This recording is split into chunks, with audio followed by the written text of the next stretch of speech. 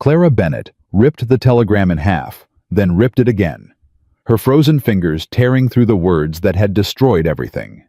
The pieces scattered across the snow-covered platform like broken promises. Marriage canceled. Do not proceed. Around her, passengers hurried past, avoiding the woman in the mud-stained wedding dress who stood shaking in the bitter Montana wind. She had traveled 1,800 miles to marry a man she'd never met. He hadn't even bothered to meet the train. If you want to follow Clara's journey, subscribe to our channel and stay until the end. Comment your city below so I can see how far this story travels. The station master was staring.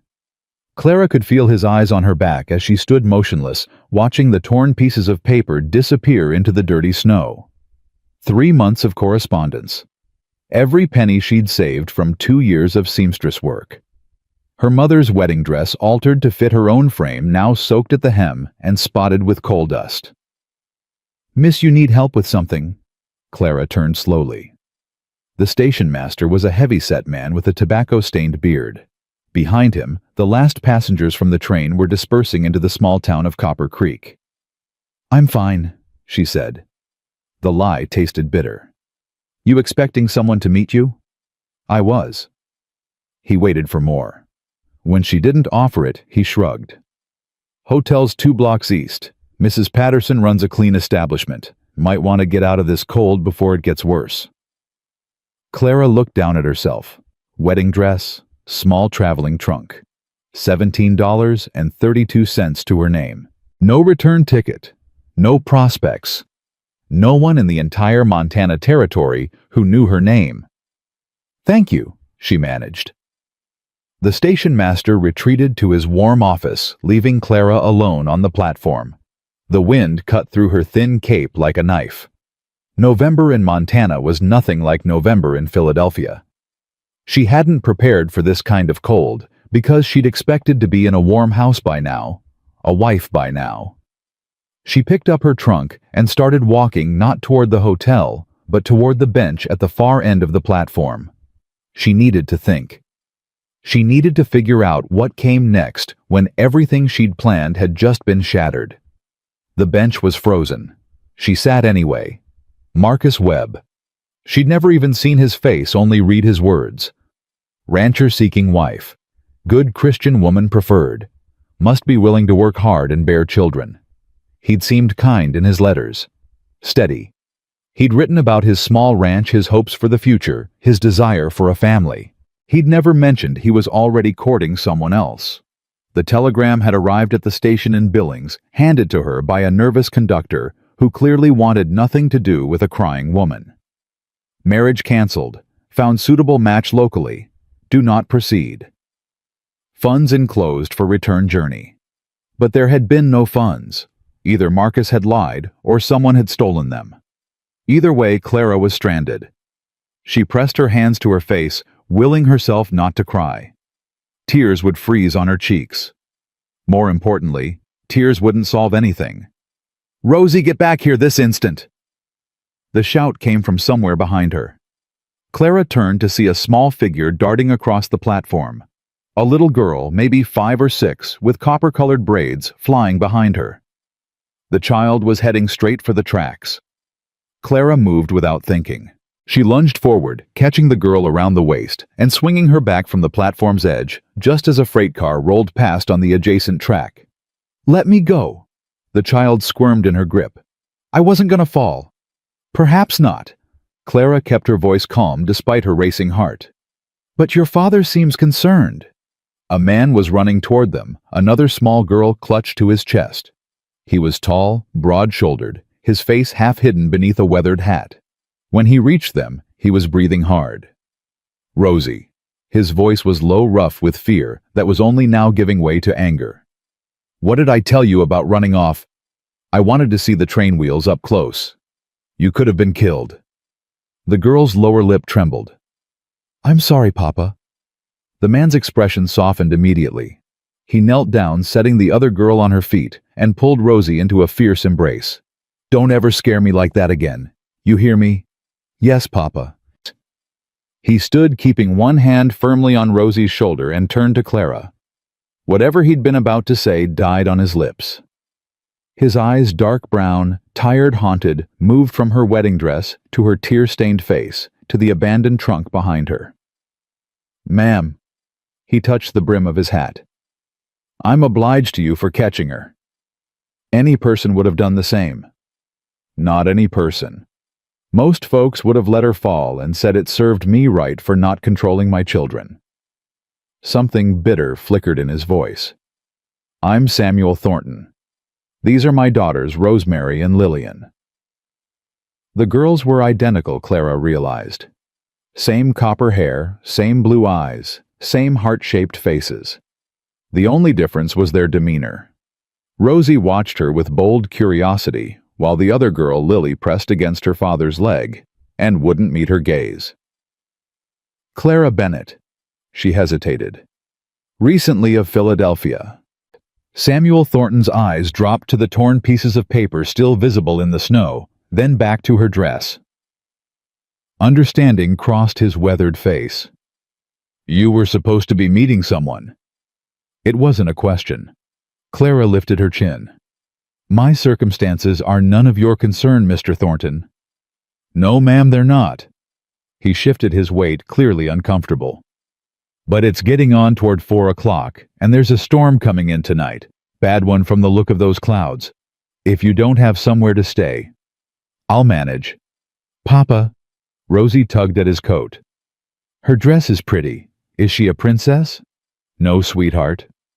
"Then why is she wearing a fancy dress in the snow?" Clara felt her composure cracking.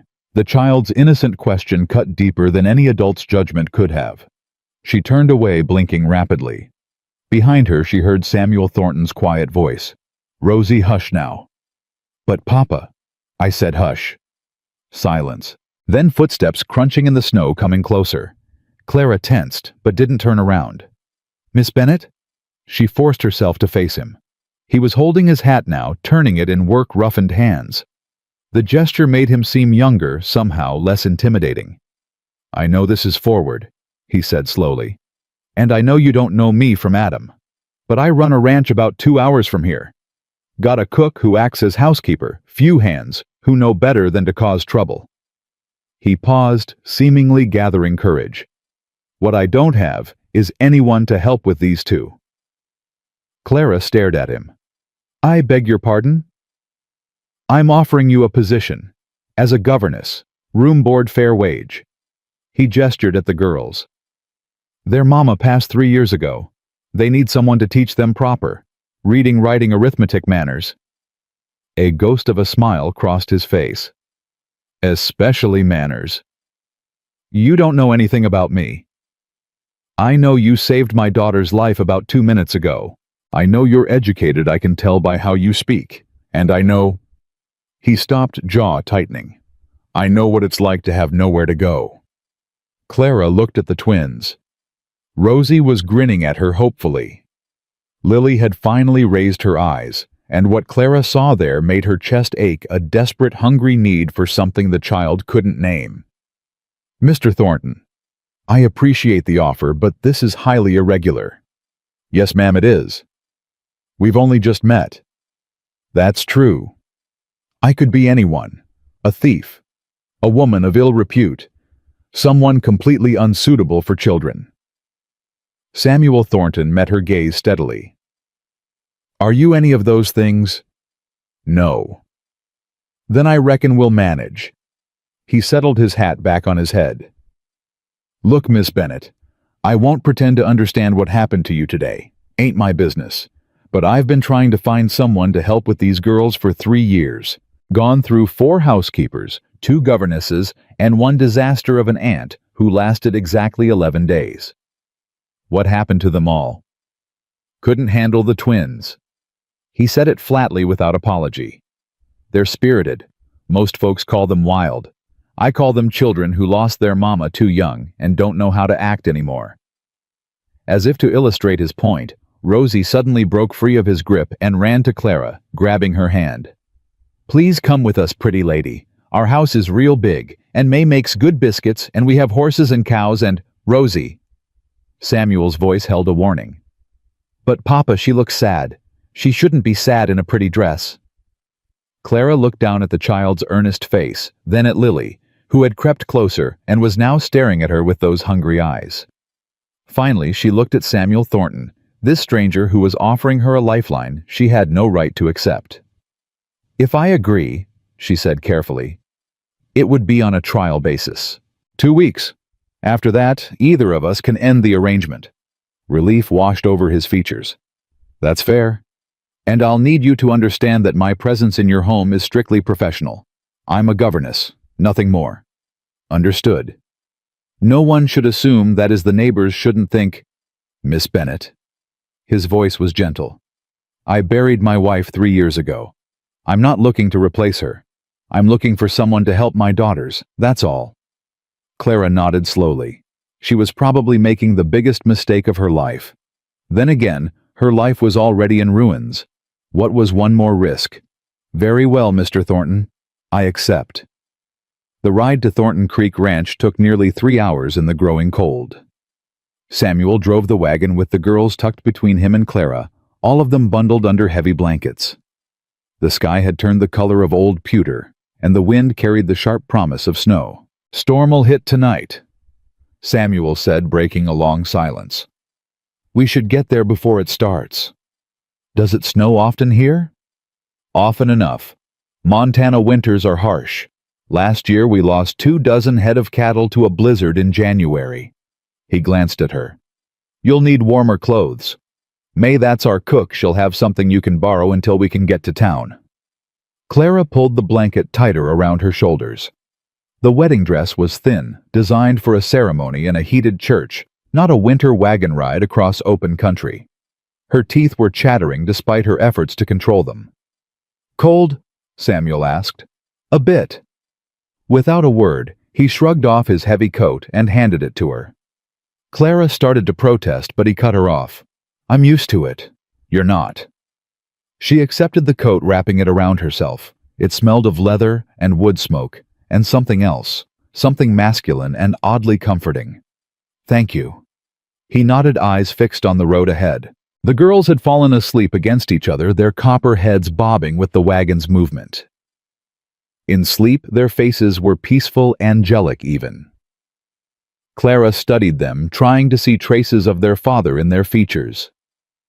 They look like their mother, Samuel said quietly, as if reading her thoughts.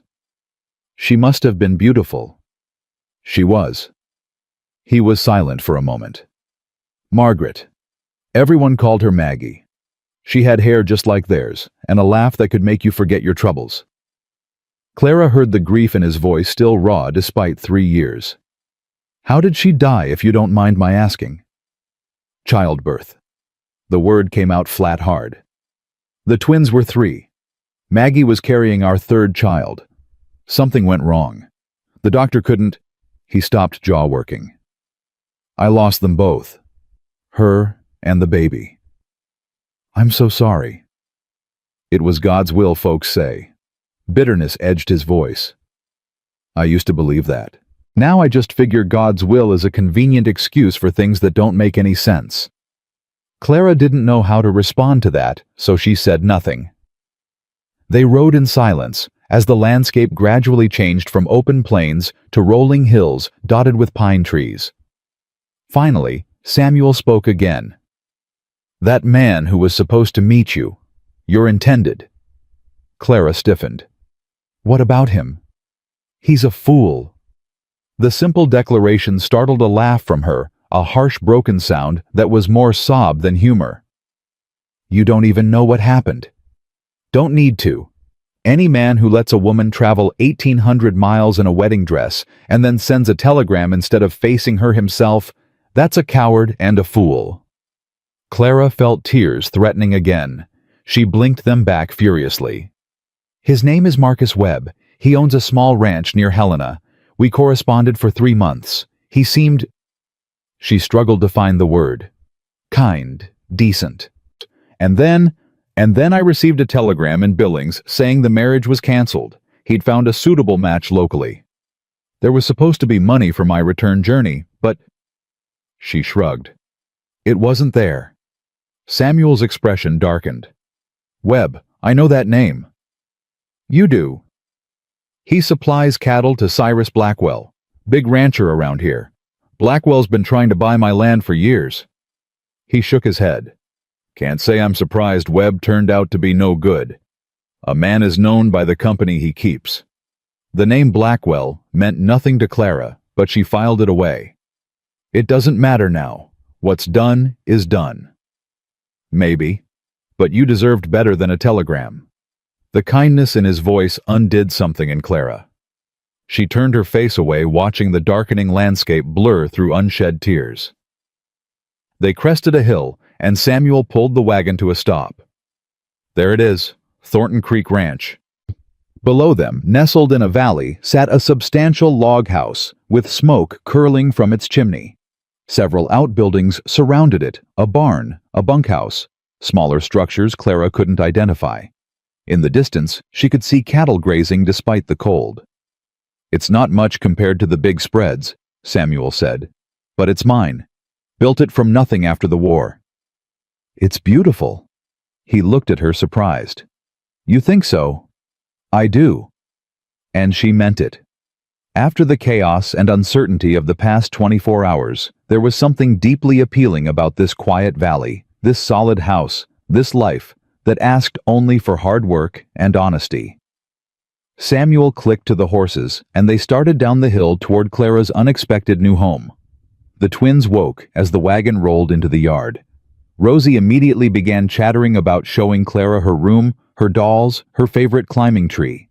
Lily remained quiet, but her eyes never left Clara's face. The front door of this house opened, and a woman emerged, small, wiry, with iron-gray hair pulled back in a severe bun.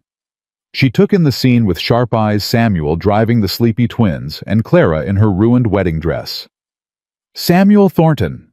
Her voice carried clear across the yard. What have you done now?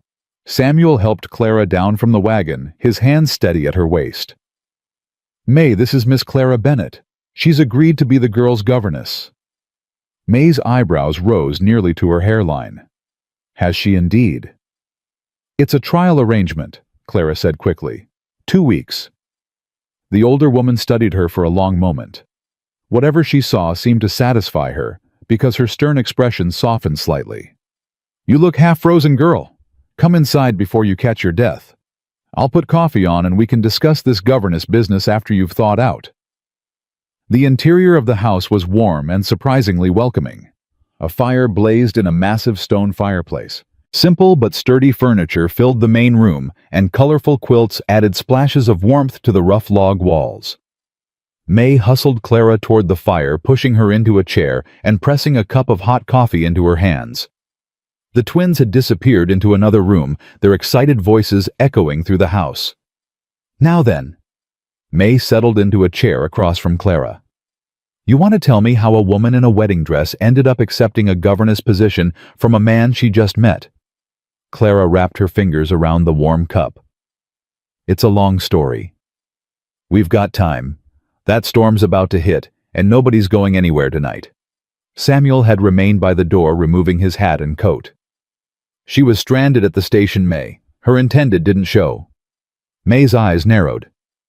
What kind of man doesn't show to meet his bride? A coward, Samuel said flatly. Name of Marcus Webb. Something flickered in May's expression. Recognition, Clara thought, though she couldn't be sure. Webb, the older woman repeated slowly. That snake. You know him, Clara asked. Know of him. He runs cattle for Cyrus Blackwell, and there isn't an honest bone in either of their bodies. May shook her head. You're better off, girl, though I reckon it doesn't feel that way right now. Clara said nothing. She was too tired, too cold, and too confused to process anything more. The warmth of the fire was making her drowsy, and the events of the day seemed to be catching up with her all at once. May noticed. That's enough talk for tonight.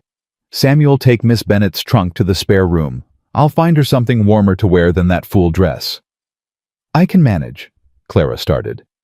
You'll do as you're told, May said firmly, but not unkindly. You've had a terrible day, and you need rest. Everything else can wait until morning. Clara wanted to argue. She wanted to establish her independence to prove she wasn't some helpless creature who needed managing. But the truth was, she was exhausted. The fight had gone out of her somewhere between Billings and this warm kitchen. "Thank you," she whispered. May's expression softened further. "Get some sleep, girl. Things always look clearer in the morning light." The spare room was small but clean, with a narrow bed covered in a patchwork quilt. Someone had already lit a fire in the small fireplace, and a pitcher of warm water sat on the washstand. May had provided a simple nightgown and promised that proper clothes would be found by morning. Clara changed out of her wedding dress, handling the ruined silk with care despite everything. Her mother had worn this dress, her grandmother before that. 3 generations of Bennett women had walked down aisles in this gown full of hope and promise. She hung it carefully on a hook on the wall, then stood looking at it for a long moment. Tomorrow she would have to decide what to do with it. Tonight, she just wanted to forget. A soft knock at the door startled her. "Come in." The door opened slowly, and Lily's small face appeared in the gap. The child was in her nightgown, clutching a worn rag doll to her chest. "Miss Bennett?" "Yes, Lily."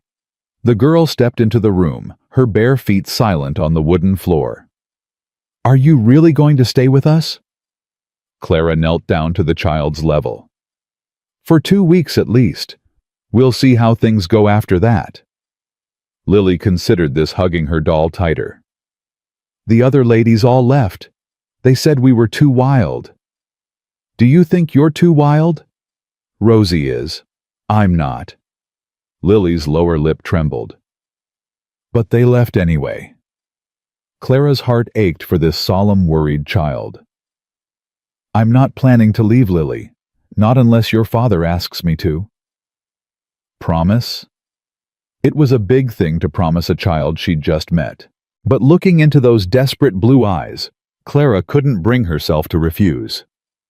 "I promise I'll try my very best to stay." Lily nodded slowly. Then, without warning, she darted forward and wrapped her thin arms around Clara's neck. The embrace lasted only a second before the child pulled back, looking embarrassed. "Good night, Miss Bennett." "Good night, Lily." The girl slipped out as quietly as she'd come, closing the door behind her. Clara remained kneeling on the floor, her heart full of emotions she couldn't name. What had she gotten herself into? Outside, the wind had begun to howl, and the first flakes of snow were falling. Clara climbed into the narrow bed and pulled the quilt up to her chin. The fire crackled softly in the hearth. This morning she had been Clara Bennett, bride-to-be, traveling toward a new life and a new beginning. Tonight she was Clara Bennett, governess, stranded in a stranger's home while a blizzard raged outside. Nothing had gone according to plan. Everything she'd hoped for had crumbled to dust. And yet, when she closed her eyes, she didn't see Marcus Webb's telegram. She saw Lily's face, hungry and hopeful. She saw Rosie's grin, bold and unafraid. She saw Samuel Thornton's tired eyes and heard his quiet voice. Any man who lets a woman travel 1,800 miles and then sends a telegram is a coward and a fool. Maybe, just maybe, being stranded here wasn't the worst thing that could have happened. Maybe it was exactly where she was supposed to be. Clara fell asleep to the sound of wind and snow, dreaming of copper-haired children and a future she couldn't yet imagine. The blizzard lasted 3 days. Clara woke that first morning to a world transformed. Snow had piled against the windows, blocking the weak winter light. The wind still howled, rattling the shutters and sending drafts through every crack in the log walls. She dressed quickly in the clothes May had left outside her door. A simple wool dress in dark blue, worn but clean, along with thick stockings and sturdy boots. The wedding dress still hung on its hook, a ghost of the life she'd been promised. Clara turned her back on it and went to face her new reality. The kitchen was warm and fragrant, with the smell of bacon and fresh bread. May stood at the stove, her movements efficient and practiced. The twins sat at the table, still in their nightgowns, their copper hair tangled from sleep. "Miss Bennet," Rosie bounced in her seat. "May says we can't go outside because of the snow. Will you play with us instead?" "After breakfast?" Clara said, taking a seat at the table. "And after you've both brushed your hair and dressed properly." Rosie's face fell. "But I don't like brushing my hair. It hurts." "I'll help you. We'll be gentle." May set a plate in front of Clara, bacon, eggs, thick slices of bread with butter. "Eat up. You'll need your strength. These two have enough energy to power a locomotive." "Where's Mr. Thornton?" "Out checking on the cattle with Ez and the other hands. Storm like this, animals need tending no matter what." May poured coffee into a tin cup. "He'll be back for dinner." Clara ate in silence while the twins chattered around her. Rosie dominated the conversation, telling elaborate stories about their horses, their chickens, the barn cat who'd had kittens last spring. Lily occasionally added a quiet word or two, but mostly she watched Clara with those solemn blue eyes. After breakfast, Clara took the girls to their room to help them dress. The space was cluttered with toys and clothes, evidence of children who'd had no consistent guidance for too long. Clara made a mental note to establish better organization once she'd settled in. "Miss Bennet." Lily tugged at her sleeve. "Are you sad about your wedding dress?" The question caught Clara off guard. "What makes you ask that? You looked at it this morning when you thought no one was watching." Lily twisted her hands together. "You looked really sad." Clara knelt down to the child's level. "I was a little sad. But sometimes things don't work out the way we plan, and we have to find a new path." "Like when Mama died." Clara's throat tightened. "Yes. Something like that." Lily nodded slowly. "Papa was sad for a long time. Sometimes he still is when he thinks we're not looking." "Lily, hush."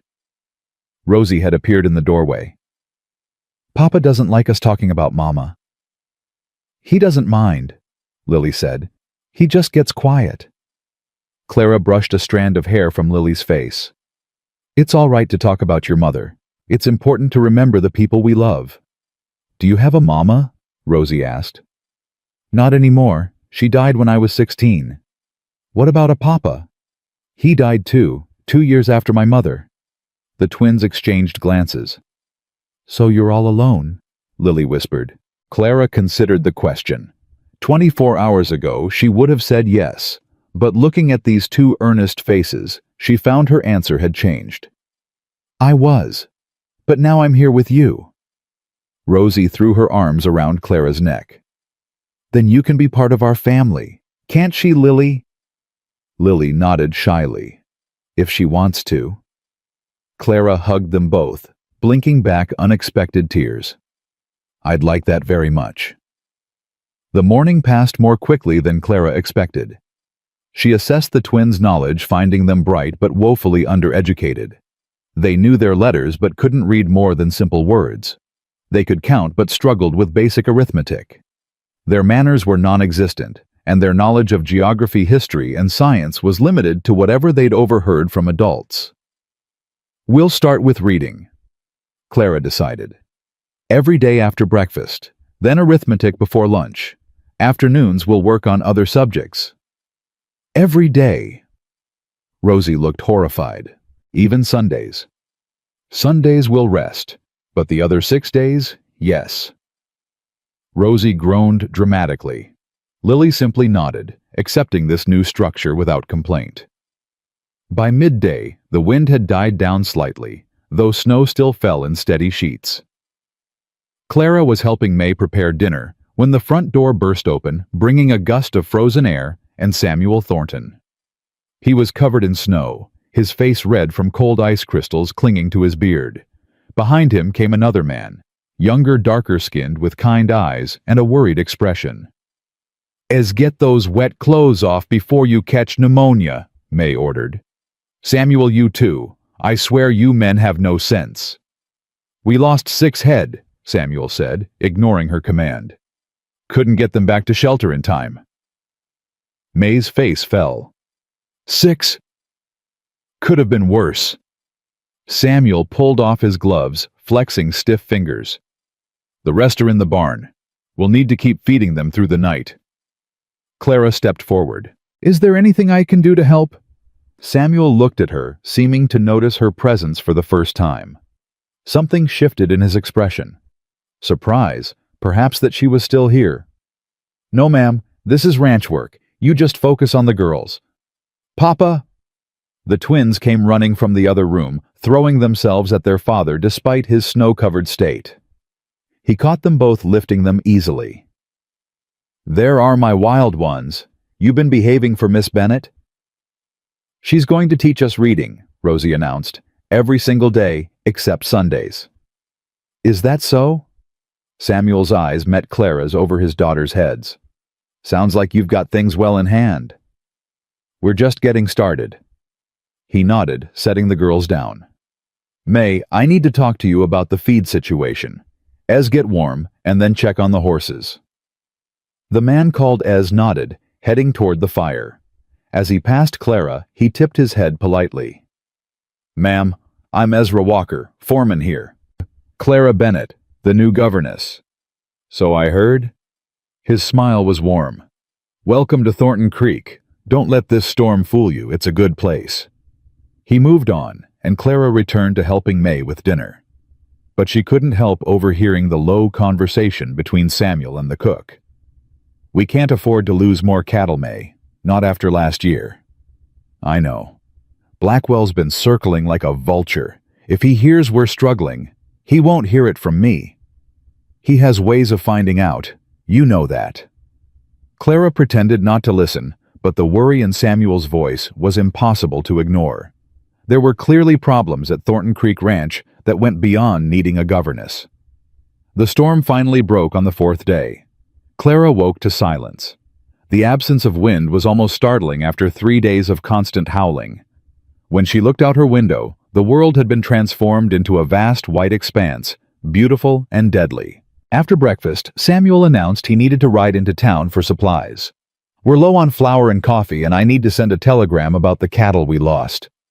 Can we go, Papa? Rosie pleaded. Please. Not this time. The roads are too rough. I'll keep them occupied, Clara promised. We have lessons to continue. Samuel gave her a grateful look. I'll be back before dark. He was gone for hours. Clara kept the twins busy with reading practice, then arithmetic, then a game she invented involving counting and addition. May watched from the kitchen, occasionally offering comments that were half criticism, half approval. You're good with them, the cook said during a quiet moment while the girls were playing. Better than the others. The other governesses. May nodded. First one lasted a month. Couldn't handle Rosie's energy. Second one lasted 3 weeks, said Lily gave her the shivers with all her staring. Third one. She shook her head. Third one had eyes for Samuel. When he made it clear he wasn't interested, she left in a huff. Clara felt heat rise to her cheeks. I can assure you I have no such designs. I know. May's eyes were shrewd. I can tell. That's why you might actually last. Before Clara could respond, the sound of horses outside announced Samuel's return. But when the door opened, he wasn't alone. The man who followed him inside was tall, well-dressed in clothes that looked out of place on a frontier ranch. His hair was silver at the temples, his face clean-shaven and coldly handsome. He moved with the confidence of someone who owned everything he surveyed. Mrs. Cooper. He nodded at May, then his gaze fell on Clara. And who is this? Samuel's jaw was tight. Miss Bennet, this is Cyrus Blackwell. He owns the ranch north of here. Blackwell's smile didn't reach his eyes. A pleasure, Miss Bennet. I don't believe I've seen you in Copper Creek before. I've only just arrived. From where? Philadelphia. Philadelphia. He repeated the word, slowly savoring it. Long way to travel. What brings you to Montana? She's the girl's new governess. Samuel cut in. What do you want, Blackwell? The older man turned his attention back to Samuel, his pleasant expression never wavering. I heard about your cattle losses. Terrible thing this storm. I came to offer my condolences. Is that all? And to renew my offer, of course. Blackwell spread his hands. My proposal still stands. Fair market price for your land and livestock. You could take your daughters somewhere civilized, give them a proper upbringing. My daughters are being raised just fine. Are they? Blackwell's gaze drifted to the twins who had emerged from the other room and were watching the exchange with wide eyes. Two little girls growing up without a mother on a struggling ranch in the middle of nowhere. Is that really what's best for them? Samuel took a step forward, his hands clenching into fists. Get out of my house. Think about it, Thornton. You're one bad winter away from ruin. One more storm like this one, and you'll have nothing left. Blackwell moved toward the door, pausing beside Clara. And you, Miss Bennett. If you find yourself looking for employment elsewhere, my ranch could use a woman of education. The pay would be considerably better than whatever Thornton is offering. I'm quite satisfied with my current position, thank you. Something flickered in Blackwell's eyes, surprise perhaps, or irritation at being refused. We'll see how long that satisfaction lasts. He left without another word. Samuel stood frozen until the sound of hoofbeats faded into the distance. Papa, Rosie's voice was small. Why was that man being mean? Samuel unclenched his fists with visible effort. He wasn't being mean, sweetheart. He was just talking business. He made you angry. Sometimes business makes people angry. He knelt down to the twins' level. Don't worry about Mr. Blackwell. Everything's fine. But his eyes when they met Clara's over the children's heads told a different story. That night, after the girls were asleep, Clara found Samuel sitting alone by the fire. The house was quiet, May having retired to her own room, and only the crackle of flames broke the silence. May I join you? Clara asked. Samuel gestured to the chair across from him. Can't sleep. I wanted to ask about Mr. Blackwell. His expression darkened. What about him? He seemed... Clara searched for the right word. Threatening.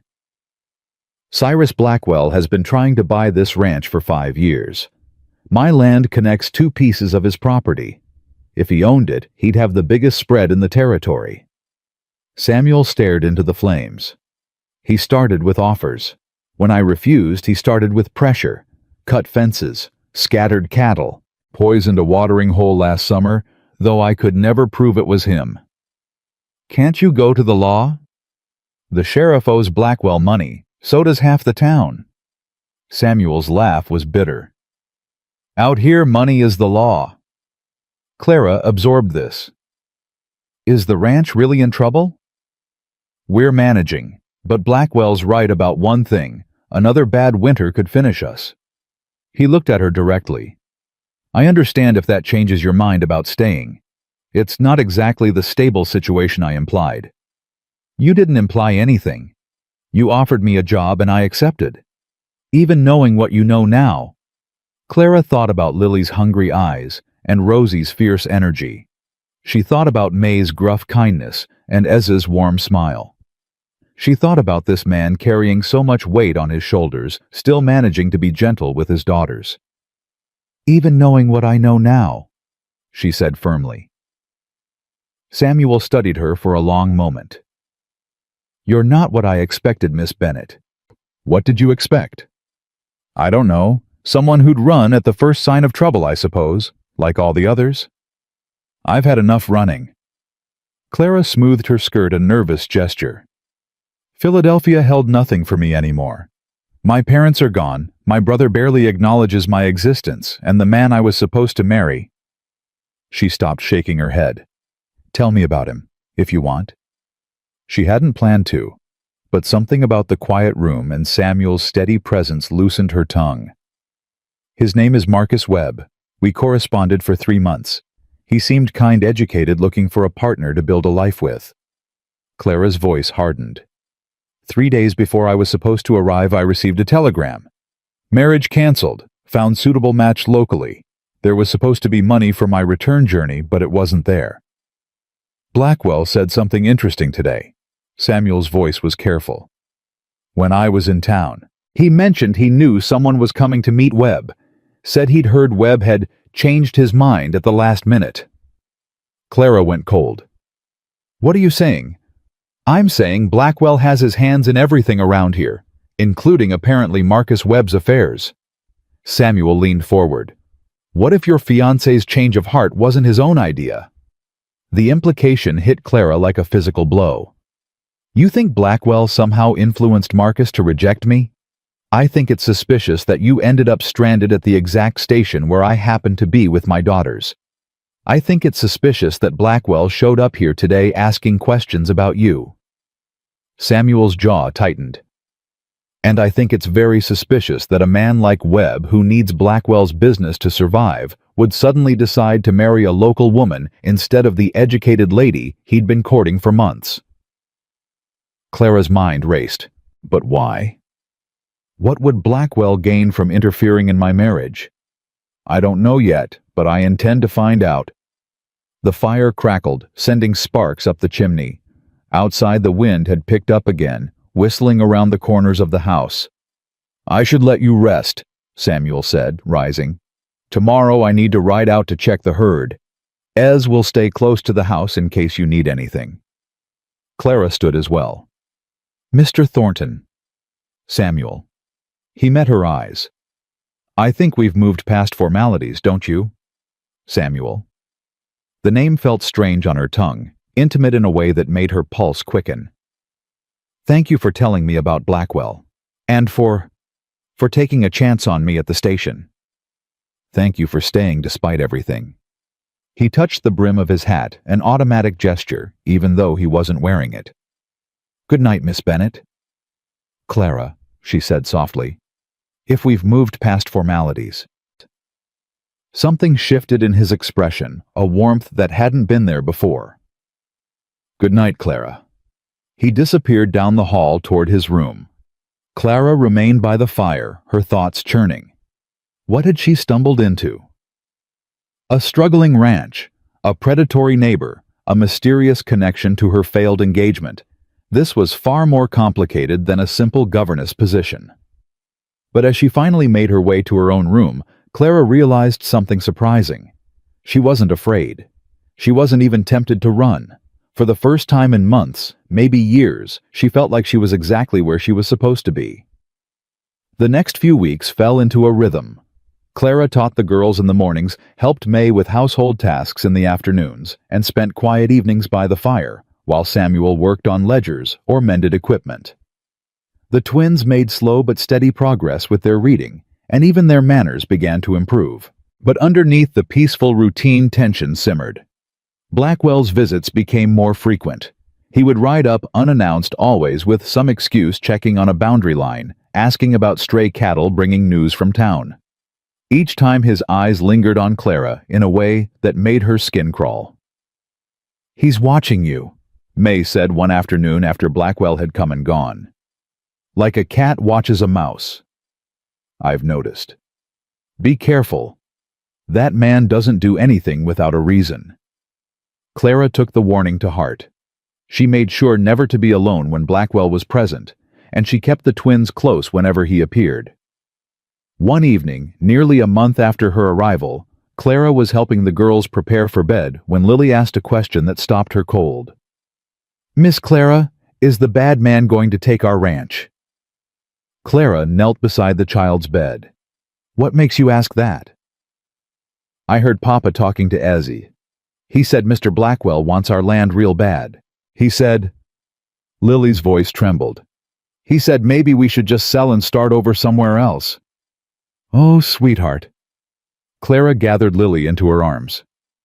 Your papa is just worried. That's what grown-ups do, we worry about things. But it doesn't mean anything bad is going to happen. Promise? Clara hesitated. She couldn't promise that. She couldn't promise anything about a future she had no control over. I promise that no matter what happens, you and your sister will be safe and loved. That's what matters most. Lily seemed to accept this. But later, after both girls were asleep, Clara sought out Samuel.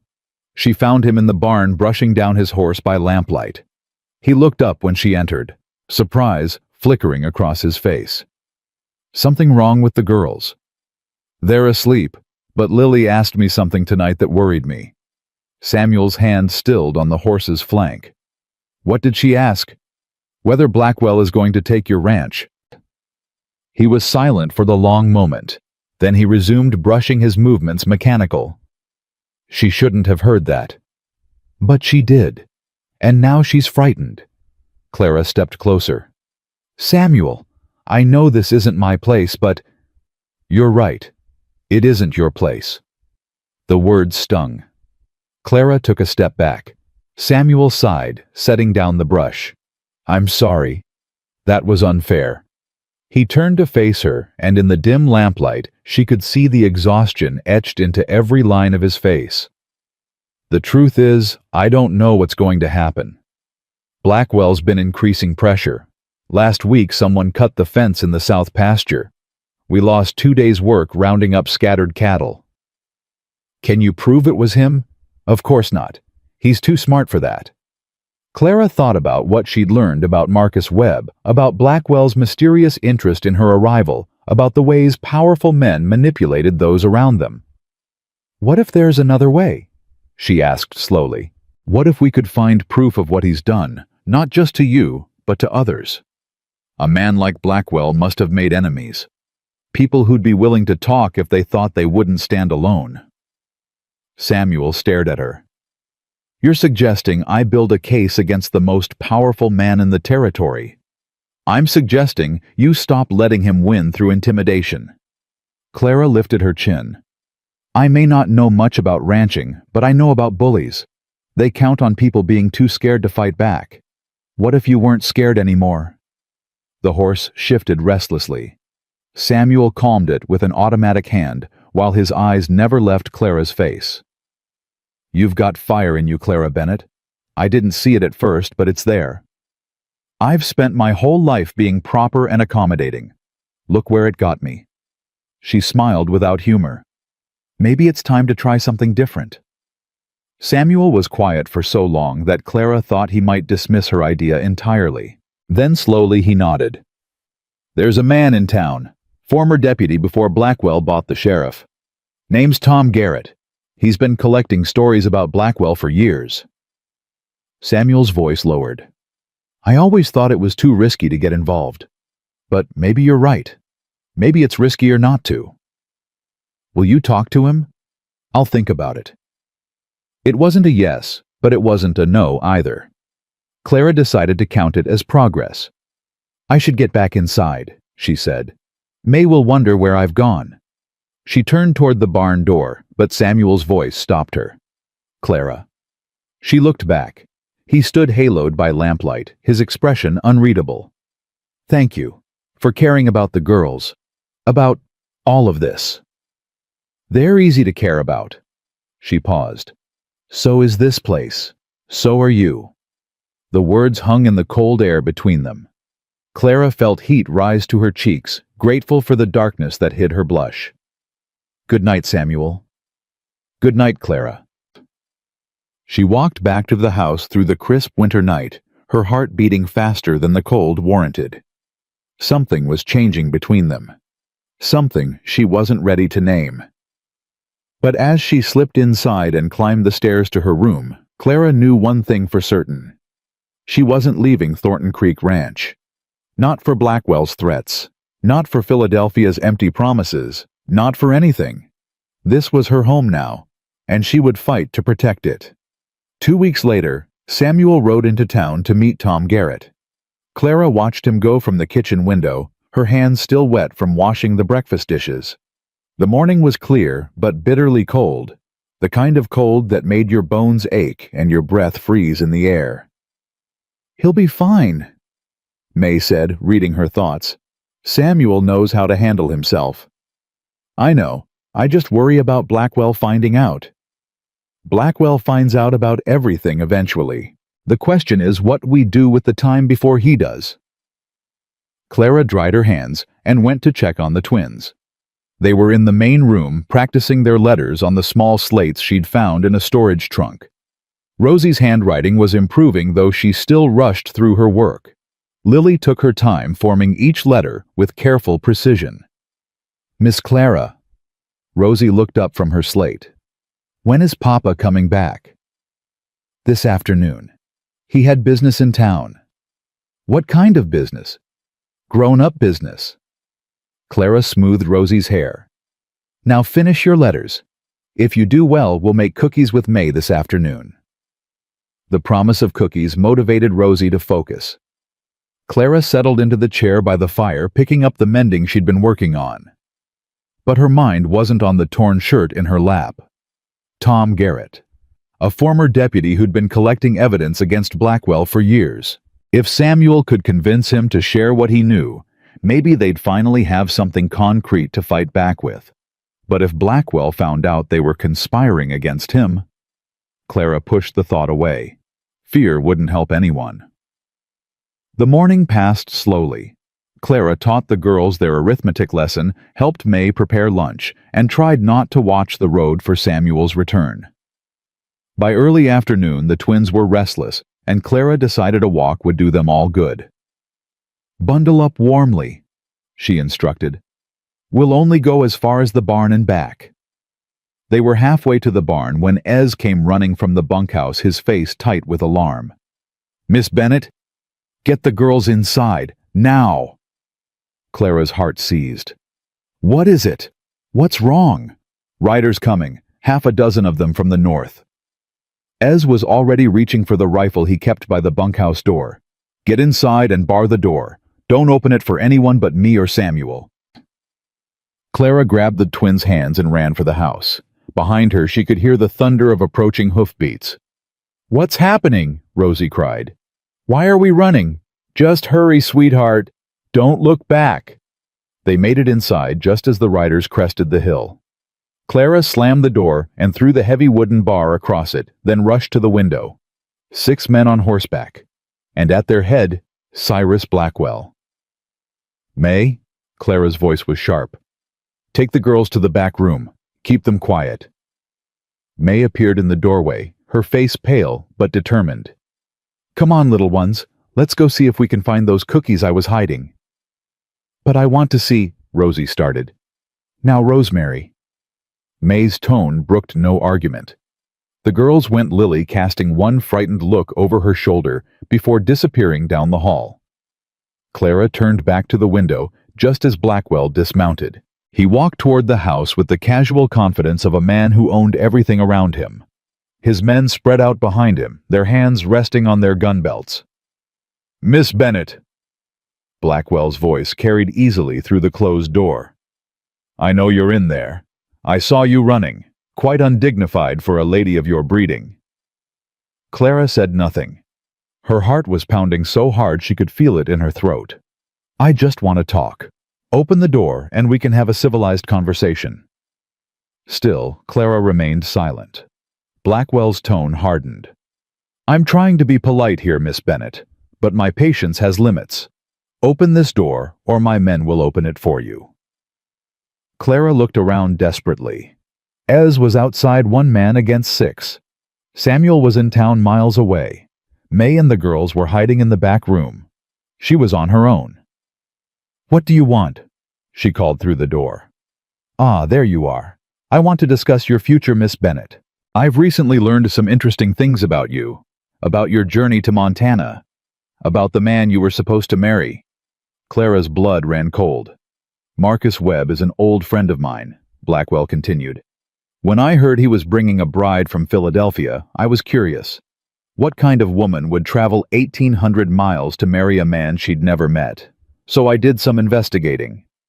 His voice grew closer. He was right outside the door now. "Imagine my surprise when I discovered that Clara Bennett of Philadelphia has a brother who owes a considerable amount of money to some very unpleasant people. Money he borrowed using his dead father's name. Money that, if unpaid, could result in rather serious consequences for the entire Bennett family." Clara's hands were shaking. How did he know about William's debts? She hadn't even known the full extent of them herself. I paid off those debts, Miss Bennett. Every penny. Your brother is now free and clear. A pause. Which means you owe me. I owe you nothing. On the contrary, you owe me $3,000, plus interest. Blackwell's laugh was soft, dangerous. But I'm a reasonable man. I'm sure we can come to some arrangement. Clara pressed her back against the door, her mind racing. $3,000. It might as well be $3 million. She'd never be able to repay that kind of money. What kind of arrangement? She asked, hating the tremor in her voice. Come outside and we'll discuss it, like civilized people. I'm not opening this door. Miss Bennett. A gunshot cracked through the air. Clara flinched, her ears ringing. That's close enough, Blackwell. Ez's voice steady despite the odds against him. You and your men need to leave. This is private property, boy. You have no right. This is Thornton property, and you're not welcome here. Turn around and ride out, or the next shot won't be a warning. Tense silence. Clara held her breath. Then Blackwell laughed. You've got courage, I'll give you that. More courage than sense. Another pause. Very well, I'll leave. But Miss Bennett and I aren't finished. Not by a long shot. Clara heard boots on the porch steps, then the creak of saddle leather as Blackwell remounted. Tell Thornton I'll be in touch, he called. And Miss Bennett, think about my offer. You might find it's the best one you're going to get. The hoofbeats receded into the distance. Clara stayed frozen against the door until Ez's voice came from outside. They're gone, Miss Bennett. You can open up now. Her hands were shaking so badly she could barely lift the bar.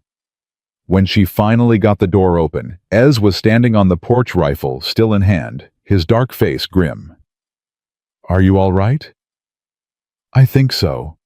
Clara's voice came out as a whisper. The girls may. Go check on them. I'll keep watch until Samuel gets back. Clara found May and the twins huddled in the back bedroom. Lily was crying silently, tears streaming down her cheeks. Rosie had her arms wrapped around her sister, her small face fierce and protective. It's all right, Clara said, gathering them both into her embrace. The bad men are gone. You're safe. Was it Mr. Blackwell? Rosie asked. The man Papa doesn't like. Yes, but Ez sent them away. Lily pressed her face against Clara's shoulder. I was scared. I know, sweetheart. I was scared too. Clara held them tighter. But we're okay. Everything's going to be okay. She wasn't sure she believed it, but she'd say whatever they needed to hear. Samuel returned 2 hours later, driving his horse hard up the road. He burst through the door, his eyes wild with fear. Clara. The girls. Everyone's fine. Clara rose from where she'd been sitting with the twins. Blackwell came, but Ez turned them away. Samuel's face went from fear to fury in an instant. Blackwell was here with the children in the house. He had 6 men with him. He wanted to talk to me. About what? Clara glanced at the twins. Perhaps we should discuss this privately. Samuel caught her meaning. Rosie, Lily, go help May in the kitchen. But Papa, now. The girls went reluctantly, casting curious looks over their shoulders. When they were gone, Samuel turned to Clara, his jaw tight. Tell me everything. She did. The writers, Blackwell's threats, the revelation about her brother's debts. As she spoke, Samuel's expression grew darker and darker. $3,000, he repeated when she finished. He paid off your brother's debts, and now he's claiming you owe him. I never asked him to do that. I didn't even know about most of William's debts. That doesn't matter to Blackwell. He's created a hold over you, and he'll use it however he sees fit. Clara sank into a chair, suddenly exhausted. What does he want? Really? Samuel was quiet for a moment. I think I know. Tell me. He wants you to leave.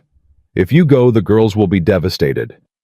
I'll be distracted, vulnerable. It'll be easier for him to pressure me into selling. Samuel's hands clenched into fists. Or maybe he wants you to stay as his spy, feeding him information about the ranch, about my meeting with Garrett. I would never. I know that. But Blackwell doesn't know you. He assumes everyone can be bought or threatened into compliance. Clara looked up at him. What did you learn from Garrett? Samuel's expression shifted. More than I expected. Garrett's been documenting Blackwell's activities for 3 years. Bribery, intimidation, fraud. Even a suspected murder that was ruled an accident. He paused. There are at least a dozen ranchers who've been driven out by similar tactics. If they all came forward together, would they? That's the question. Fear is a powerful thing. Most of them have moved on, started over somewhere else. They might not want to dig up old wounds. But some might. Some might. Samuel sat down across from her. Garrett knows how to reach them. He's going to send letters, feel them out. It could take weeks to hear back. Do we have weeks? Samuel met her eyes. I don't know. That night, Clara couldn't sleep. She lay in her narrow bed staring at the ceiling, listening to the wind howl outside. Her mind kept circling back to Blackwell's words. $3,000, an impossible sum. But worse than the money was the knowledge that he'd been watching her, investigating her from the beginning. How much did he know? About her family, her past, her reasons for coming west. And more importantly, what did he plan to do with that knowledge? A soft knock at her door made her jump. She pulled a shawl around her shoulders and opened it to find Samuel standing in the hallway, a lamp in his hand. I saw your light was still on, he said quietly. Couldn't sleep either. No. Come to the kitchen. May left coffee on the stove. They sat across from each other at the worn wooden table, cups of coffee warming their hands. The lamp cast dancing shadows on the walls. I've been thinking, Samuel said, about what Blackwell said, about your brother's debts. Clara stiffened. I don't expect you to. Let me finish. His voice was gentle. I can't pay $3,000. I don't have that kind of money. But I might be able to do something else. What? I could write to your brother, explain the situation. If he knew what Blackwell was using his debts for, maybe he'd come forward. Testify to Garrett about how the payments were made, what Blackwell's intentions were. Clara shook her head. William won't help. He barely acknowledged me when I left Philadelphia. We haven't been close since our parents died. People change when family is threatened. You don't know William. Samuel was quiet for a moment. No, I don't. But I know you. And I don't believe you come from people who'd turn their backs when it mattered. Clara felt tears prick her eyes. You have too much faith in human nature. Maybe. Or maybe you don't have enough faith in yourself. He reached across the table, covering her hand with his. Clara, listen to me. Whatever happens with Blackwell, whatever comes of all this, you're not alone anymore. You have May and Ez. You have the girls. He paused, his eyes holding hers. You have me. The simple declaration broke something open in Clara's chest. She'd spent so long being strong, being independent, asking nothing from anyone. And here was this man, this quiet, steady man, offering her something she hadn't dared to want. Samuel. You don't have to say anything. I know it's complicated. I know you came here for a job, not for... He stopped shaking his head. I just need you to know that you matter. Not as a governess. Not as someone who can help with Blackwell. You matter because of who you are. Clara turned her hand over, lacing her fingers through his. His palm was rough with calluses, warm and strong. You matter to me too, she whispered. More than I expected. More than I was ready for. They sat like that for a long moment, hands joined across the table, the lamp flickering between them. Outside, the wind continued to howl, but inside, something had shifted. Something had grown. Whatever came next, they would face it together. The next morning brought fresh trouble. Ez came running from the barn before breakfast, his breath forming clouds in the frozen air. We've got problems. Someone got into the feed stores last night. Scattered grain everywhere, spoiled half of what we had left. Samuel's face went white. How bad? Bad enough. We've got maybe 2 weeks of feed if we're careful. After that, Ez shook his head. Clara watched Samuel's jaw tighten, watched him swallow the curse that wanted to escape. Can we buy more? We'll have to, but it'll clean out what's left in the accounts. Then that's what we do. Samuel grabbed his coat. Clara, keep the girls inside today. Ez, you're with me. We're riding into town. They were gone within the hour. Clara spent the morning teaching the twins their lessons, but her mind was elsewhere. 2 weeks of feed. Whatever money Samuel had left gone, and Blackwell circling like a vulture waiting for them to fall. May was kneading bread when Clara found her in the kitchen. You heard. I heard. May's hands worked the dough with fierce energy. That snake, destroying good feed while people are struggling to survive. Can we prove it was Blackwell? Doesn't matter if we can or not. Everyone knows. Just like everyone knew when he poisoned the Hendersons' well, or when he burned the Carters' hay barn. May slammed the dough onto the table. He's been terrorizing this valley for years, and nobody does a thing about it. Garrett is trying. Garrett is one man with a stack of papers. Blackwell has money power and men with guns. Which one do you think wins in the end? Clara had no answer to that. Samuel and Ez returned late that afternoon with a wagon full of grain. Samuel's face was grim as he helped unload it. We got enough to last the month, but it cost us. How much?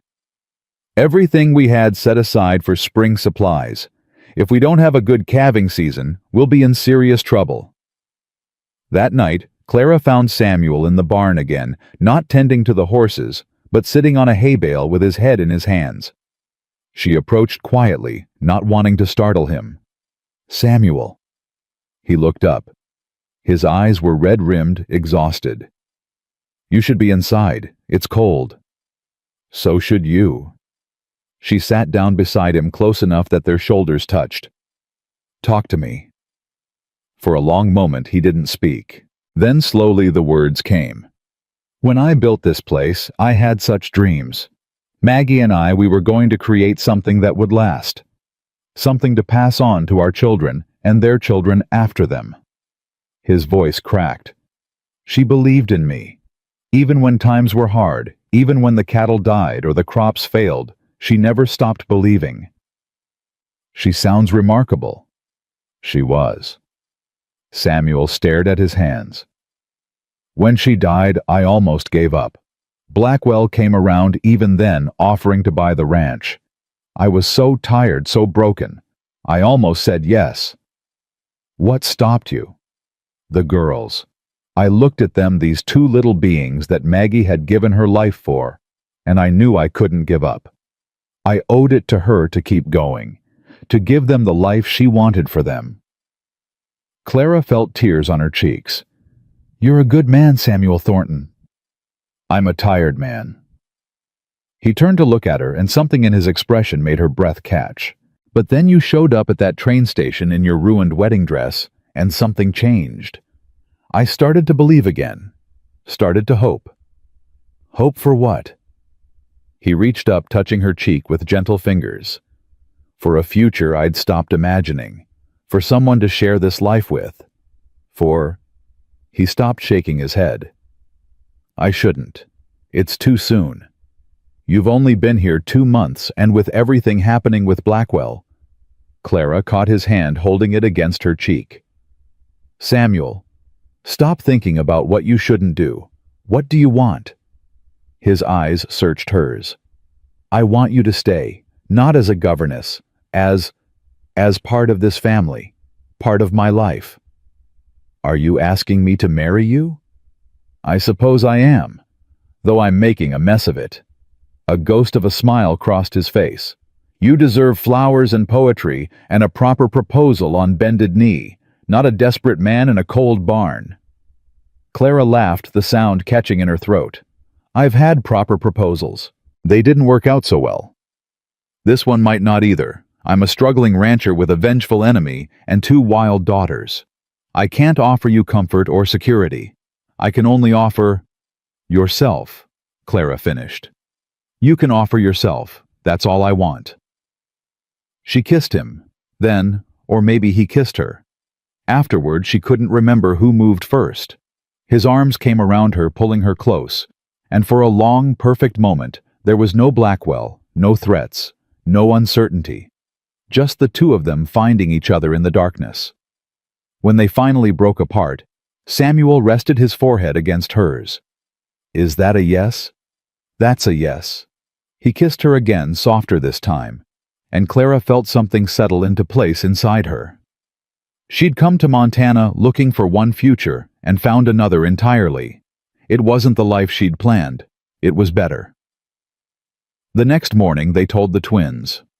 Clara had expected excitement, maybe even tears of joy. What she got was two small bodies launching themselves at her with such force that she nearly fell over. "You're going to be our mama?" Rosie shrieked. "I knew it! I told Lily you'd be our mama!" Lily said nothing, just wrapped her arms around Clara's waist and held on like she'd never let go. "You're not upset?" Clara asked, stroking the child's hair. Lily looked up, her eyes shining. "I prayed for you. Every night since Mama died, I prayed God would send us someone. And he did." Clara gathered both girls close, her heart overflowing. "I love you both, so much." "We love you too," Rosie declared. "Now can we call you Mama?" Clara looked at Samuel, who was watching them with tears in his eyes. "What do you think?" "I think their mother would be honored." "Then yes," Clara told the twins. "You can call me Mama." The joy of that moment carried them through the day, but joy couldn't protect them from what came next. That evening, as the family sat down to dinner, the sound of approaching horses shattered the peace. Samuel was on his feet, instantly reaching for the rifle he now kept by the door. "Stay here," he ordered.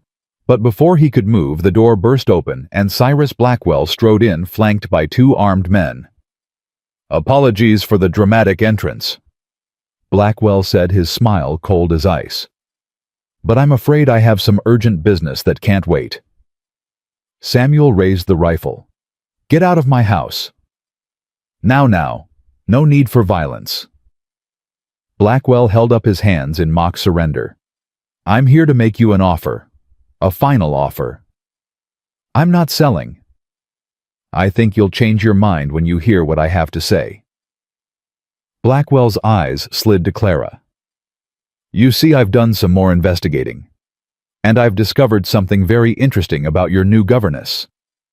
Clara's blood turned to ice.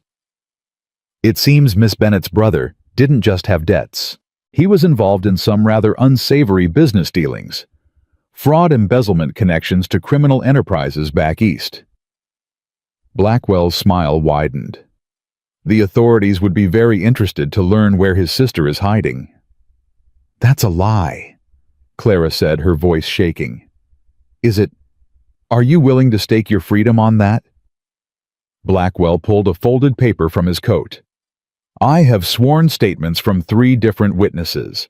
Enough to have you arrested and held for questioning. You'd be transported back to Philadelphia in chains, Miss Bennett. The scandal alone would ruin you." Samuel stepped between Clara and Blackwell, his rifle still raised. "You fabricated that evidence."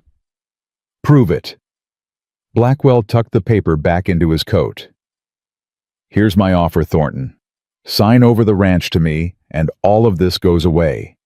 Miss Bennett's legal troubles disappear. Your daughters get to keep their new mother. Everyone wins. Except me. You get to walk away with your family intact. That's more than most men in your position could hope for." The room was silent. Clara could hear her own heartbeat loud in her ears. She looked at the twins, who were huddled together near the fire, their faces pale with fear. Samuel's knuckles were white on the rifle. "I need time to think," he said finally. "You have until tomorrow morning." Blackwell moved toward the door, his men falling in behind him. "I'll expect your answer by noon. And Thornton." He paused at the threshold. "Don't do anything foolish. I have men watching the roads. If you try to run, or if you try to contact Garrett or anyone else, I'll have Miss Bennett arrested before sundown." The door closed behind him. Samuel lowered the rifle slowly, his whole body trembling. Clara went to him, taking his arm. "Samuel, don't." His voice was rough. "I need to think." He pulled away from her and walked out into the cold night, leaving Clara standing alone with May and the frightened twins. "Mama." Lily's small voice broke the silence. "What's going to happen?" Clara knelt down and gathered both girls into her arms. "I don't know, sweetheart," she whispered. "I don't know." Samuel didn't come back inside for hours. Clara put the twins to bed, singing softly until their eyes finally closed.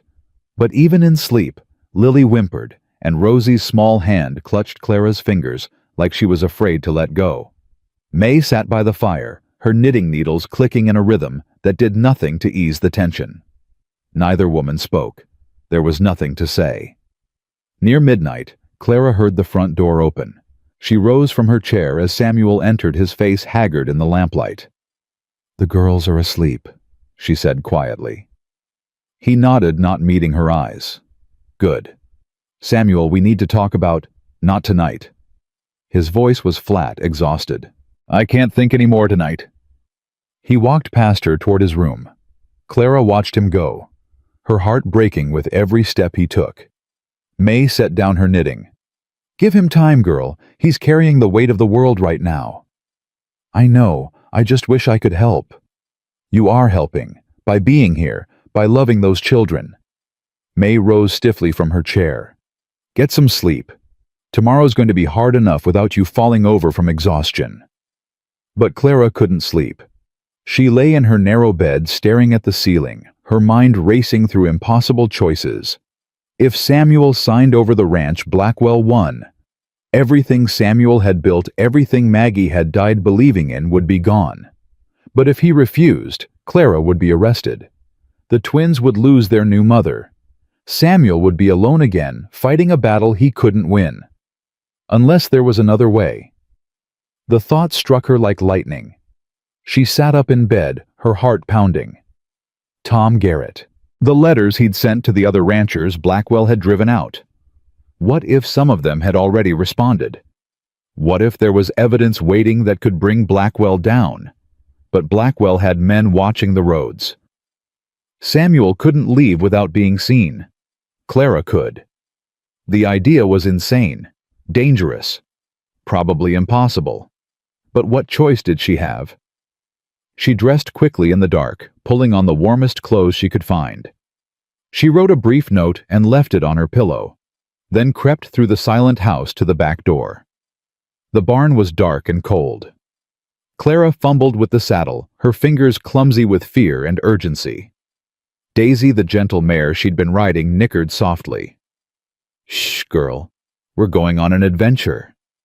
She led the horse out the back way, away from the road, picking her path carefully through the snow. If Blackwell's men were watching the main approaches, they might not think to guard the creek bed that ran behind the property. It was a gamble. Everything was a gamble now. The ride into town took twice as long as usual. Clara avoided the main road, sticking to back trails and frozen creek beds, praying she wouldn't get lost in the darkness. The cold seeped through her clothes, numbing her fingers and toes, but she pressed on. Tom Garrett lived in a small house at the edge of Copper Creek. Clara had never met him, but Samuel had described the place, a weathered building with a crooked chimney and a sign out front that read, "T. Garrett Investigations." She dismounted on shaking legs and knocked on the door. No answer. She knocked again, harder. "Mr. Garrett, please, I need to speak with you. It's urgent." Shuffling sounds from inside, then a gruff voice. "Who's there?" "Clara Bennett. I work for Samuel Thornton. Please, you have to help us." The door opened a crack, revealing a weathered face with suspicious eyes. "It's the middle of the night, miss." "I know. I'm sorry. But Blackwell has given Samuel until noon to sign over his ranch. He's threatening to have me arrested on fabricated charges if Samuel refuses." The suspicion in Garrett's eyes sharpened into interest. "Come in." The inside of Garrett's home was cluttered with papers stacked on every surface, pinned to walls, overflowing from boxes. Clara had never seen so many documents in one place. "Sit," Garrett ordered, gesturing to a worn chair. "Tell me everything." Clara told him. The threats, the evidence. Blackwell claimed to have the impossible choice Samuel faced. As she spoke, Garrett's expression grew darker and darker. "That snake," he muttered when she finished. "I knew he was bold, but this is something else. Is there anything you can do? Samuel said you'd sent letters to other ranchers people Blackwell had driven out. Have any of them responded?" Garrett was quiet for a moment. Then he rose and crossed to a desk buried under papers. He dug through the stacks until he found what he was looking for, a bundle of envelopes tied with string. "5 responses came in yesterday," he said. "I was going to ride out to Samuel's place tomorrow to tell him." He paused. "Looks like you beat me to it." Clara's heart leaped. "What do they say?" "3 of them are willing to testify. They'll swear under oath what Blackwell did to them, the threats, the sabotage, the intimidation. One of them even has documentation. Bills of sale that were forged, bank records that don't add up." "Is it enough?" Garrett met her eyes. "It might be, if we can get it in front of the right people." "Who are the right people?" "There's a federal marshal in Helena, man named Hollister. He's been looking for an excuse to investigate Blackwell for years, but he's never had enough evidence to move on." Garrett held up the letters. "This might be what he needs." Clara's mind raced. "Helena is 2 days' ride from here. We don't have 2 days." "No." Garrett set the letters down. "But there's another option. Hollister was supposed to be coming through Copper Creek this week. Some business with the land office. If he's still in town." "Can you find out?" Garrett was already reaching for his coat. "Stay here. Lock the door behind me. I'll be back as soon as I can." He was gone for nearly an hour. Clara paced the small room, her anxiety growing with every passing minute. Outside, the sky was beginning to lighten. Dawn was coming, and with it Blackwell's deadline. When Garrett finally returned, his face told her the news before he spoke. "Hollister's here, staying at the hotel. I told him everything." Garrett's voice was tight with barely contained excitement. "He wants to meet with you. Now." Marshal James Hollister was a tall man with gray hair and sharp eyes that seemed to see everything. He listened without interrupting, as Clara told her story again, his expression revealing nothing. When she finished, he turned to Garrett. "You have the letters?" Garrett handed them over. Hollister read through them slowly, his frown deepening with each page. "This is serious," he said finally. "Bribery, intimidation, possible fraud. If these witnesses are willing to testify under oath—" "They are," Garrett confirmed. "Then I have grounds to open an official investigation." Hollister looked at Clara. "But I need more. These letters are a start, but Blackwell has lawyers. He'll fight this. I need something concrete, something that ties him directly to criminal activity." Clara thought desperately. "He paid off my brother's debts. $3,000. He admitted it to me. He's using it to blackmail me into cooperating." "Do you have proof of the payment?" "No, but my brother would have records. Bank statements, something." Hollister nodded slowly. "That could work. Financial records showing payments from Blackwell to cover your family's debts, combined with testimony that he used those debts as leverage. That's textbook extortion." "But my brother is in Philadelphia. There's no way to reach him in time." "There might be." Hollister pulled out a pocket watch, checking the time. "The telegraph office opens at 7. If we can reach your brother, have him send confirmation of the payments." "He won't help." Clara's voice was bitter. "We're not close. He probably doesn't even know I left Philadelphia." "Try anyway." Hollister's voice was firm. "You'd be surprised what people will do when family is on the line." The telegram was sent at 7:15. Clara dictated the message while the operator tapped it out in Morse code. "William. Stop. Need your help. Stop. Man named Cyrus Blackwell paid your debts, using them to threaten me. Stop. Please confirm payment records. Stop. Your sister's freedom depends on it." Stop. Clara. Then there was nothing to do but wait. Garrett brought her coffee and a stale biscuit, but Clara couldn't eat. Her stomach was in knots, her mind cycling through every possible outcome. What if William didn't respond? What if he'd moved or changed addresses, or simply didn't care enough to help? What was happening back at the ranch? Had Samuel discovered her absence yet? Was he worried? Angry? The clock on the wall ticked away the minutes. 8 o'clock. 9. 10. At 10:30, Hollister returned to the telegraph office. Anything? The operator shook his head. Nothing yet, Marshal. Clara's heart sank. He's not going to answer. Give it time. We don't have time. Blackwell's deadline is noon. Hollister was quiet for a moment. Then he made a decision. I'm riding out to the Thornton Ranch. Whether we have your brother's confirmation or not, I can at least delay things. Buy us a few more hours. I'm coming with you. Miss Bennett. Those are my children out there. The words came out fierce protective. That's my family. I'm coming. Hollister studied her for a long moment, then nodded. All right, let's ride. They pushed the horses hard, covering the distance to Thornton Creek in just over an hour. As they crested the final hill, Clara's heart nearly stopped. Blackwell's men were already there. Half a dozen horses tied outside the house, and through the window, she could see figures moving inside. Stay behind me, Hollister ordered, drawing his pistol. They rode into the yard at a gallop. Hollister announced himself in a voice that carried across the frozen ground. United States Marshal, everyone stand down. The door flew open, and one of Blackwell's men emerged, hand on his gun. He froze when he saw the badge on Hollister's chest. Marshal, what's going on here? Step aside. I'm here on federal business. Clara didn't wait for the standoff to resolve. She slid off her horse and ran for the house, pushing past the confused gunman. Inside, she found chaos. Samuel stood in the center of the room, his face bruised, his hands bound behind his back. The twins were huddled in the corner with May, who had positioned herself protectively in front of them. And Cyrus Blackwell stood by the fireplace, a sheaf of papers in his hand. Clara! Rosie's cry pierced the tension.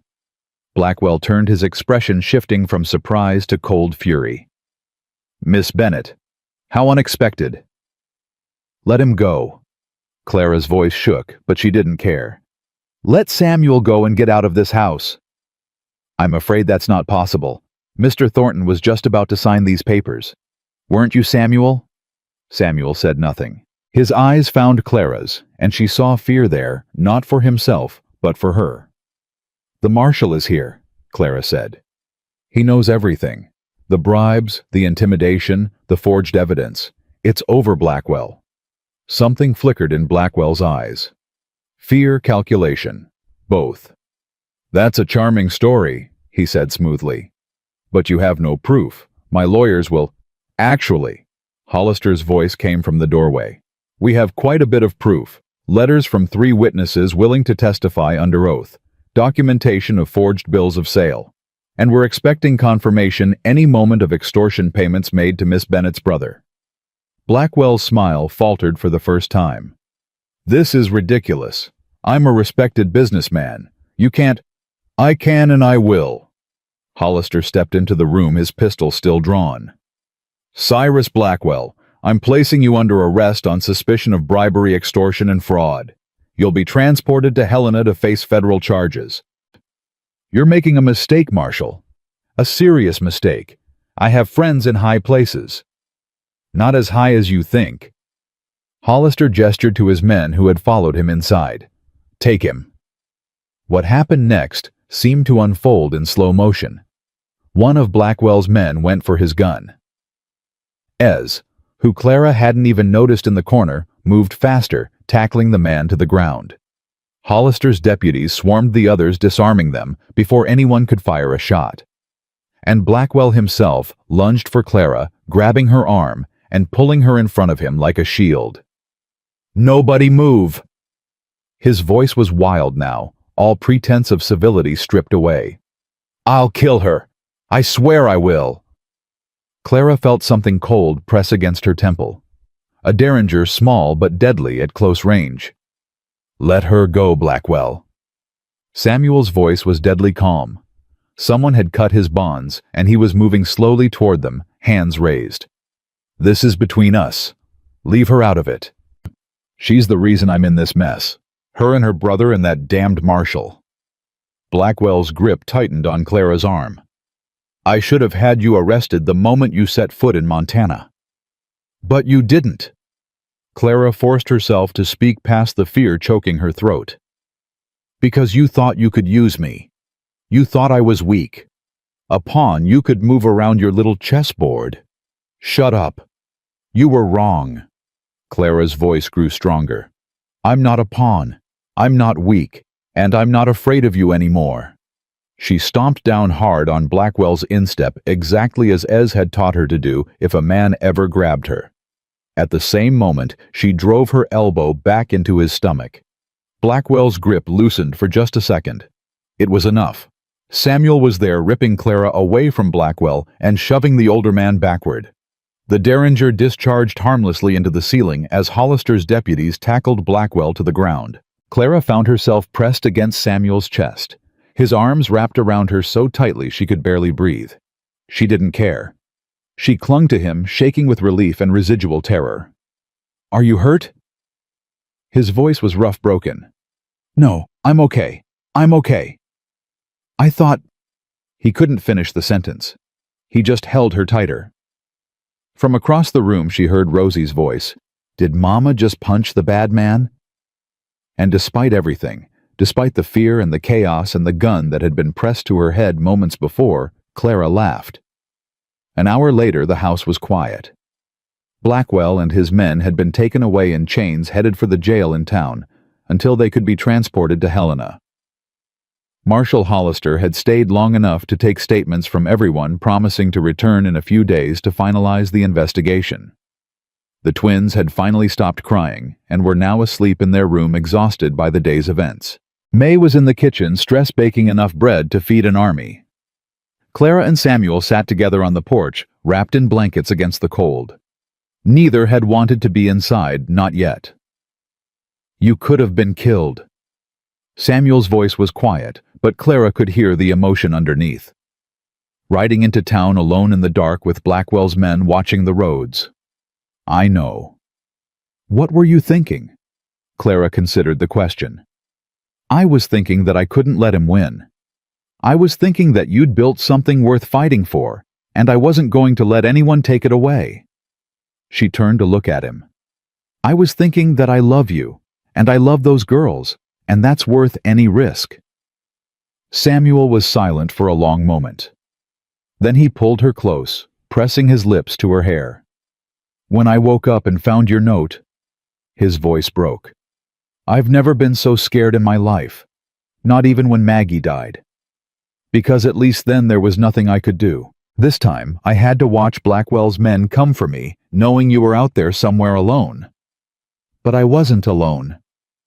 Clara pulled back to look at him. I had Garrett. I had Hollister. And I had you, even when you weren't there. Knowing you were waiting for me gave me the courage to do what needed to be done. Samuel cupped her face in his hands. Don't ever do anything like that again. I can't promise that. Clara, I can promise to always fight for this family, for you, for the girls, for this ranch. She covered his hands with her own. That's who I am now.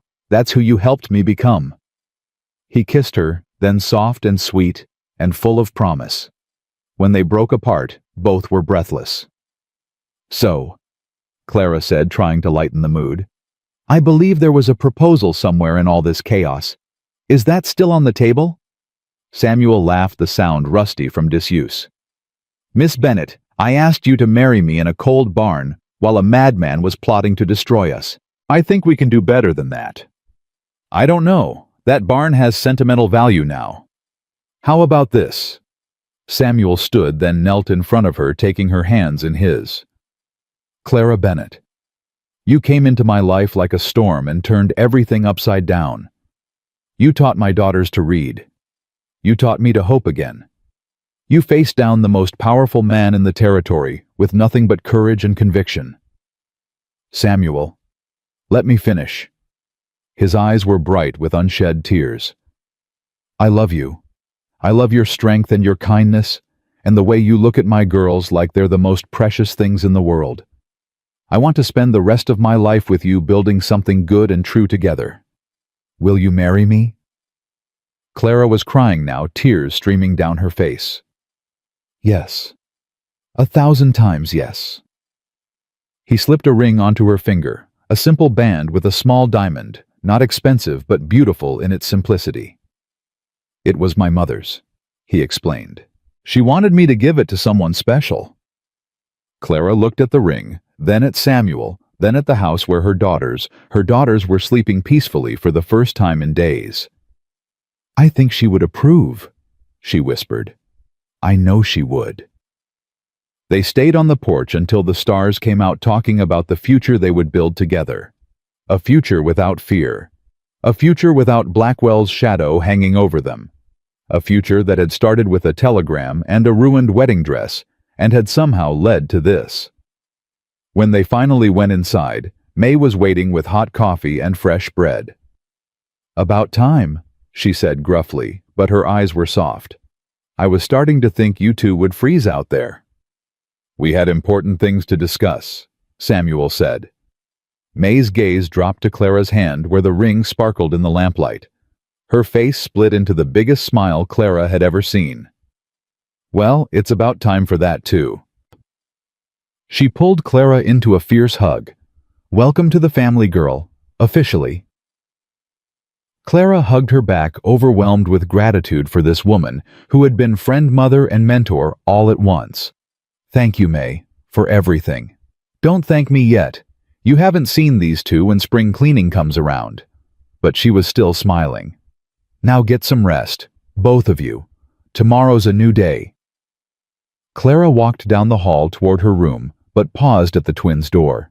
She pushed it open quietly just to look in on them. Rosie and Lily were curled together in Lily's bed, their copper hair tangled on the pillow. In sleep, their faces were peaceful, innocent, unmarked by the day's trauma. Mama. Lily's voice was sleepy, barely conscious. I'm here, sweetheart. Go back to sleep. Is the bad man gone? Yes, he's gone. He's never coming back. Lily nodded, her eyes already closing. Good. I'm glad you're our mama. I'm glad too, baby. I'm so glad too. Clara closed the door softly and went to her own room. The wedding dress still hung on its hook, a ghost of the life she'd been promised. But now looking at it, she felt no sadness, only gratitude. If Marcus Webb hadn't rejected her, she would never have been at that train station. She would never have met Samuel or the twins. She would never have found this place, this family, this love. Sometimes the worst things that happen to us lead to the best.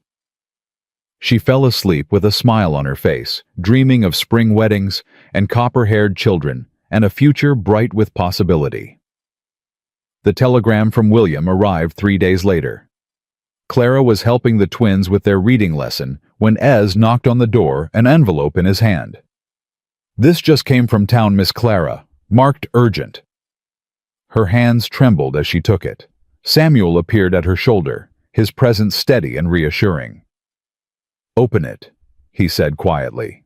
Clara tore the envelope and unfolded the message inside. Clara. Stop received your message. Stop. Blackwell paid my debts through intermediary. Last September. Stop. Have bank records proving transaction. Stop sending copies to Marshall Hollister. Stop. I am sorry for everything. Stop. Please forgive me. Stop your brother William. Clara read the words twice, 3 times, unable to believe what she was seeing. He responded, she whispered. He actually responded. Samuel squeezed her shoulder. What does it say? She handed him the telegram, watching his face as he read it. When he looked up, his eyes were bright. This is it. This is the proof Hollister needed. Mama. Rosie tugged at Clara's skirt. What's happening? Is it good news? Clara knelt down, pulling both girls into her arms. Yes, sweetheart. It's very good news. The bad man is never going to bother us again. Promise. I promise. The weeks that followed were a whirlwind of activity. Marshal Hollister returned with news that Blackwell had been formally charged with multiple counts of extortion, bribery, and fraud. The witnesses Garrett had gathered came forward one by one, adding their testimonies to the growing case. Williams' bank records provided the final piece of evidence needed to prove Blackwell's pattern of criminal behavior. The trial was set for spring, but everyone knew the outcome was already decided. Cyrus Blackwell would spend the rest of his days in a federal prison. And with Blackwell gone, the entire valley seemed to breathe easier. Ranchers who had been afraid to speak up now came forward with their own stories. The sheriff exposed as Blackwell's puppet resigned in disgrace. A new sheriff was elected, one who promised to serve the people rather than the powerful. Tom Garrett was appointed deputy marshal, a position he'd more than earned through years of patient investigation. He stopped by Thornton Creek regularly, sharing updates on the case and accepting May's coffee with obvious pleasure. You know, he told Clara one afternoon, none of this would have happened without you. That midnight ride, the telegram to your brother, you changed everything. Clara shook her head. I just did what needed to be done. That's exactly my point. Garrett smiled. Most people see what needs to be done and find excuses not to do it. You didn't. That takes a special kind of courage. Spring came slowly to Montana, but when it arrived, it brought with it a sense of renewal that matched Clara's mood. The snow melted. The creek swelled with runoff from the mountains. Calves were born in the pastures, healthy and strong, and preparations for the wedding began in earnest. Mrs. Calloway and the other ranch wives descended on Thornton Creek like a benevolent army determined to give Clara and Samuel the celebration they deserved. There were fittings for dresses, discussions about flowers, debates about the menu that grew heated enough to require May's intervention. I don't need anything fancy, Clara protested after one particularly exhausting planning session. Just a simple ceremony with family and friends. Nonsense, Mrs. Calloway declared. After everything you've been through, you deserve a proper wedding. Besides, this valley hasn't had a good celebration in years. Let us have our fun. Clara surrendered to the inevitable. The twins were beside themselves with excitement. They'd been appointed flower girls and took their duties with fierce seriousness, practicing their walk down the aisle so many times that even patient Lily began to complain. Mama, do we have to practice again? Rosie groaned one evening. My feet hurt. Just a few more days, Clara promised. Then you can rest your feet all you want. But then you'll be married and everything will be different. Clara knelt to look Rosie in the eye. What do you mean, sweetheart? What if you change your mind about us? What if you decide you only want to be Papa's wife and not our mama anymore? The fear in the child's voice broke Clara's heart. She pulled both girls close. Listen to me carefully. When I marry your father, I'm not just becoming his wife. I'm becoming your mother officially and forever. Nothing will ever change that. I chose you, both of you, and I will keep choosing you every single day for the rest of my life. You promise? Lily whispered. I promise. The girls clung to her, and Clara held them tight, marveling at how completely these two small people had captured her heart. A week before the wedding, an unexpected visitor arrived at Thornton Creek. Clara was in the garden with May discussing the flower arrangements when a carriage rolled into the yard. It was finer than anything she'd seen since leaving Philadelphia, out of place on the dusty ranch road. Who in the world? May muttered. The carriage door opened and a man stepped out. He was thin and pale with dark hair and anxious eyes that Clara would have recognized anywhere. William, she breathed. Her brother stood frozen beside the carriage, looking around at the ranch as if he'd landed on another planet. When his eyes found Clara, they filled with tears. Clara, I wasn't sure you'd want to see me. She didn't know what she felt. Anger certainly for years of neglect and silence, but also something softer, something that remembered the boy he'd been before their parents died, before grief and bad decisions had driven them apart. "You came," she said finally. "You actually came." "I had to." William took a hesitant step toward her. "When I got your telegram, when I realized what that man was doing to you, I couldn't—" His voice cracked. "I've made so many mistakes, Clara, so many, but I couldn't let you face this alone." "I wasn't alone." "I know. I can see that now." William looked toward the house where Samuel had emerged onto the porch, his posture protective. "That's him. Your fiancé. That's him. He looks like he'd punch me if I said the wrong thing." "He probably would." William let out a shaky laugh. "Fair enough." He took another step closer, his expression pleading. "I'm not asking for forgiveness, Clara. I know I don't deserve it. But I'm asking for a chance to make things right, to be the brother I should have been all along." Clara studied his face, looking for the calculation that had characterized so many of his past interactions. But all she saw was genuine remorse, genuine hope. "You can stay for the wedding," she said slowly. "We'll see how things go after that." Relief flooded William's features. "Thank you. That's more than I deserve." "Yes," Clara agreed. "It is." But she smiled as she said it, and William smiled back, and for the first time in years, something between them began to heal. The day of the wedding dawned bright and clear, the kind of perfect spring day that seemed designed by Providence for celebrations. Clara woke early, her stomach fluttering with nerves and anticipation. May brought her breakfast in bed, insisting she needed her strength for the long day ahead. "You should eat more," the older woman fussed. "You've gotten too thin with all the excitement." "I'm fine, May. I'm just nervous." "Nervous? You faced down Cyrus Blackwell with a gun to your head. What's a wedding compared to that?" Clara laughed, despite herself. "You have a point." The twins burst in without knocking, already dressed in their matching blue dresses, their copper hair carefully braided and decorated with wildflowers. "Mama, you're still in bed!" Rosie sounded scandalized.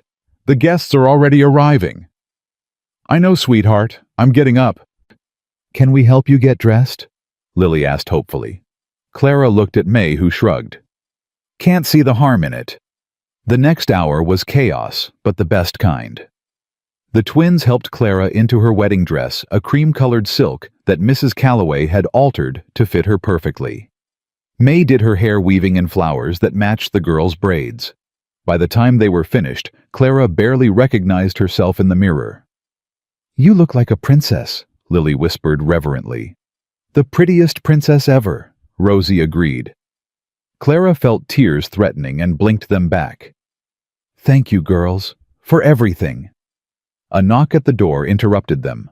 William's voice came through. "Clara, they're ready for you." May shooed the twins out ahead of them. "Go find your places. Remember slow steps, just like we practiced." Clara stood smoothing her skirt with trembling hands. "This is it. This is it." May's eyes were suspiciously bright. "You sure about this? Still time to change your mind?" "I've never been more sure of anything in my life." May pulled her into a fierce hug. "Then let's go marry you off." The ceremony was held outside in the field where Samuel had first told Clara he loved her. The whole valley had turned out ranchers and townspeople, and even a few faces Clara didn't recognize all gathered to witness this union. But Clara only had eyes for Samuel. He stood at the end of the makeshift aisle, dressed in his best suit, his hair combed back and his beard neatly trimmed. When he saw her approaching on William's arm, his face transformed with an expression of such pure love that Clara nearly stumbled. The twins walked ahead, scattering flower petals with solemn concentration. Rosie waved at someone in the crowd and had to be redirected by Lily's sharp elbow. Clara reached the altar, and William placed her hand in Samuel's before stepping back. Samuel's fingers closed around hers, warm and strong and steady. "You're beautiful," he murmured. "So are you." Reverend Peterson cleared his throat.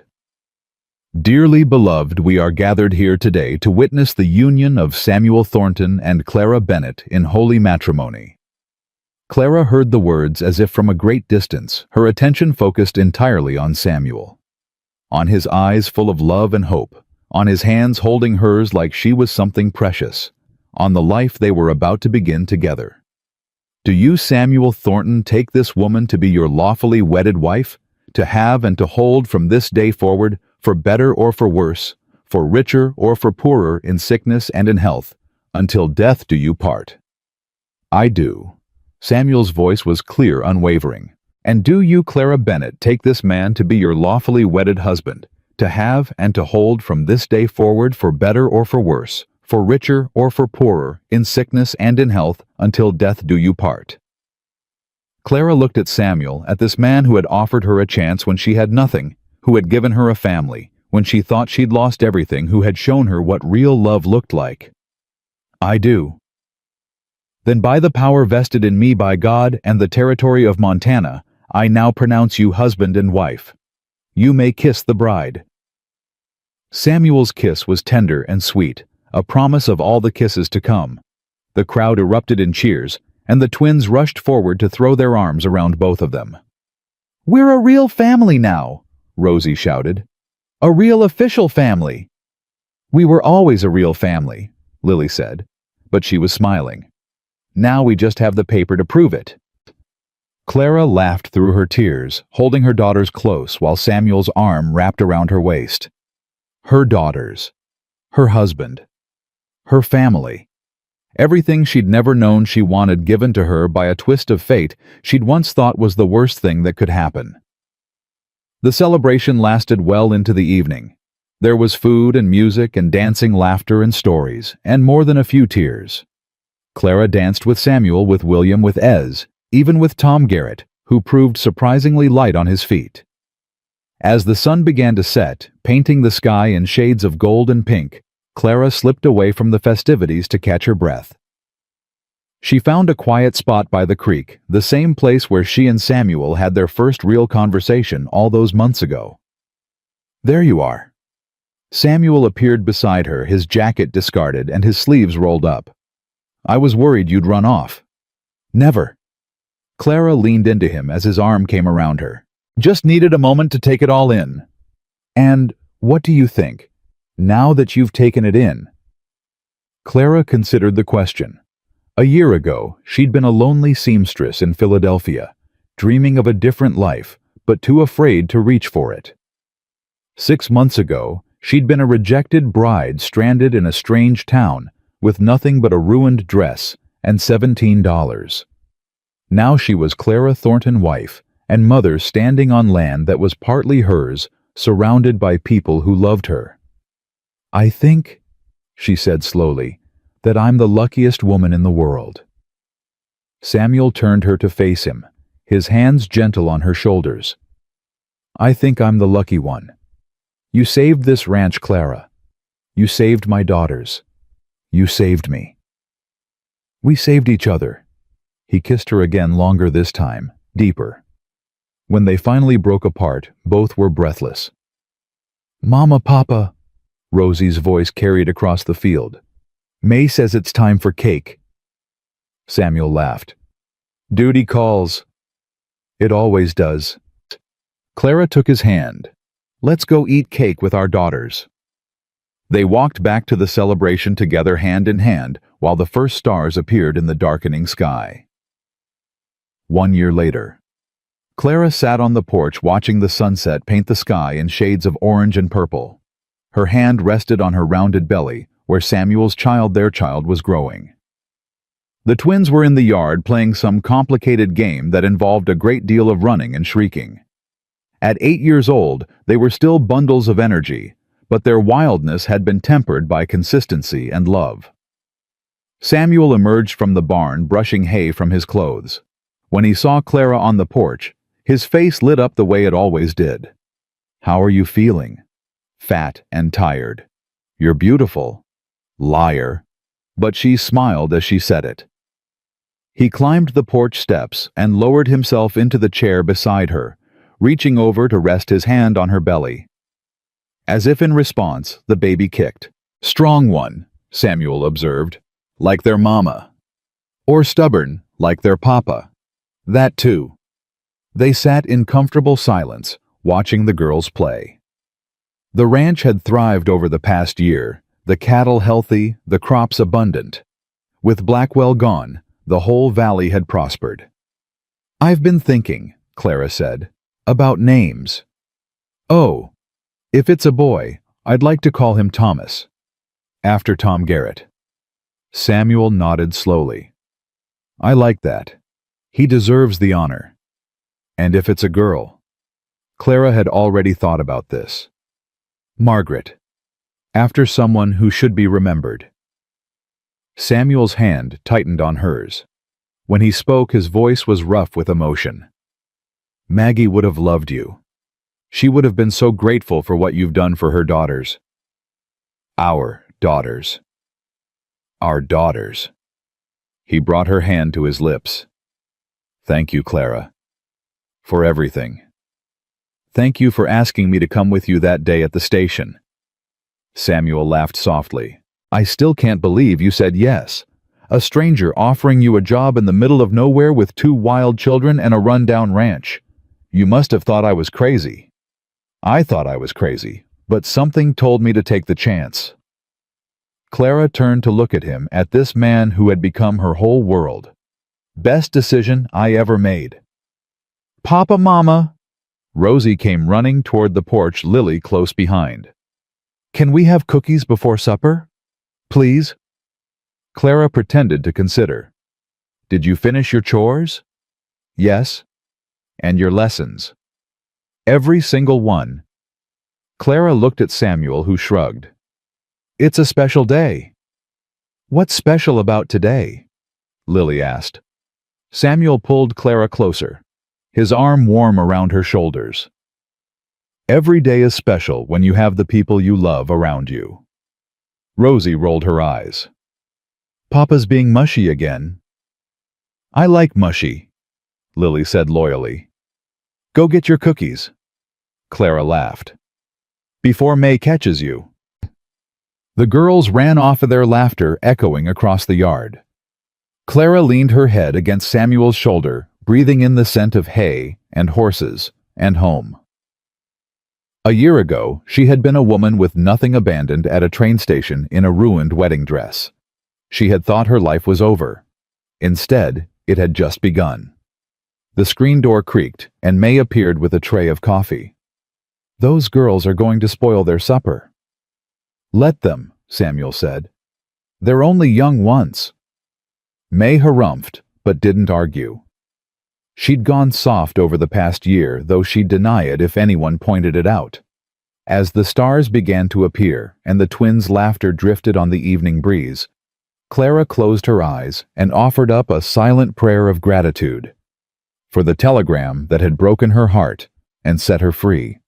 For the stranger who had seen something in her worth saving. For the children who had filled her empty arms with love. For this life she had never imagined but couldn't imagine living without. And for the knowledge, hard-won but unshakable, that sometimes the worst thing that happens to you is actually the best thing in disguise. Clara Bennett had come to Montana expecting to find a husband. Instead, she had found something far more precious. She had found herself. She had found home. The stars wheeled overhead. The children laughed. And Clara Thornton held tight to the man she loved, knowing that whatever came next, they would face it together. A family forged not by blood, but by choice. A love born not from convenience, but from courage. A life built not on what was planned, but on what was possible. And that in the end was all anyone could ask for.